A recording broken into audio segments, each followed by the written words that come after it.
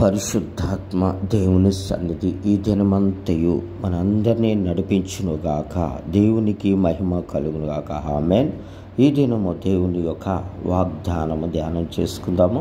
హోషేయ గ్రంథము 14వ అధ్యాయం 9వ వచనం. జ్ఞానులు ఈ సంగతులు వివేచింతురు, బుద్ధిమంతులు వాటిని గ్రహింతురు.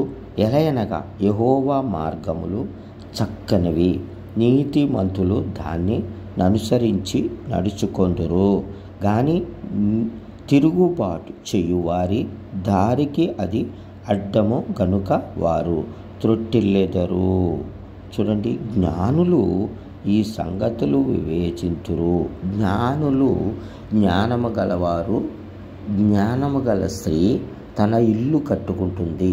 అలాగే ఇక్కడ జ్ఞానము గలవారు ఈ సంగతులు అన్నీ కూడా గ్రహిస్తారంట, ఆలోచిస్తారంట, నిలబడతారు. ఎందుకు ప్రభు ఇంతగా ప్రజల కొరకు ప్రాణం పెట్టాడు, ఎందుకు తిరిగి లేచాడు, ఎందుకు ప్రత్యేకముగా మనల్ని ఏర్పాటు చేసుకుంటున్నాడు అనేటువంటి ఆలోచన ఒక్కసారి ఆగి వివేచించి తెలుసుకుని మళ్ళా దేవుని కృపను ఆదరణగా తీసుకుని నడుచుకునే వారు యొక్క లక్షణాలు ఎలా ఉంటాయంటే, ఇదిగో నీతిమంతుని యొక్క లక్షణాలు ఆగి గ్రహించి జ్ఞానం ఒక విలువలు తెలుసుకుంటారన్నమాట.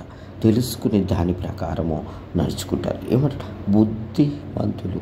ఇక్కడ చూస్తే ఎలయనగా యెహోవా మార్గములు చక్కనివి. యెహోవా మార్గములు చక్కనివి. చక్కగా అంటే అందులో ఏ విధమైనటువంటి పాపము కానీ, లోపము కానీ, మెట్టులు కానీ, పల్లము కానీ ఏమీ లేకుండా చక్కగా ఉండేదే యెహోవా మార్గం.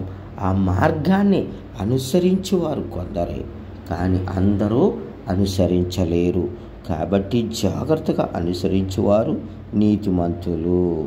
అని తిరుగుబాటు చేయువారి దారికి అది అడ్డము గనుక వారు త్రొట్టిల్లుతారు. తిరుగుబాటు చేయవారికి అడ్డం వచ్చేస్తుంది. తిరుగుబాటు ఎవరైతే చేస్తారో ఈ దేవుని యొక్క మంచి మార్గము వాడికి అడ్డమో, మంచి నీతిమంతులకి అది అలా ద్వారము తెరిచి ఉంటుందన్నమాట. మనం ముందుకి సాగిపోతాం. అడ్డము మనకి ఏది రాకుండా దానిని చక్కగా మనల్ని నడిపించింది.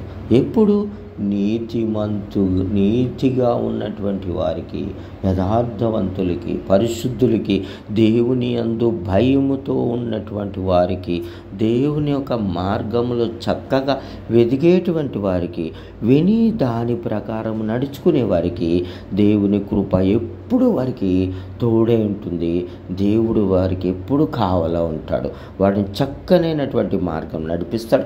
ఈరోజు నువ్వు ఏ స్థితిలో ఉన్నావో, ఏ కష్టంలో ఉన్నావో దేవుడు నీతో మాట్లాడుతున్నాడు.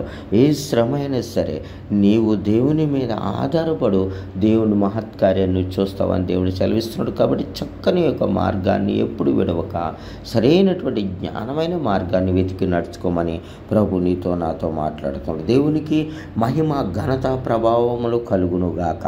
మీరు లైక్ చేయండి, షేర్ చేయండి, సబ్స్క్రైబ్ చేయండి. దేవునికి మహిమ కలుగునుగాక. ఆమేన్.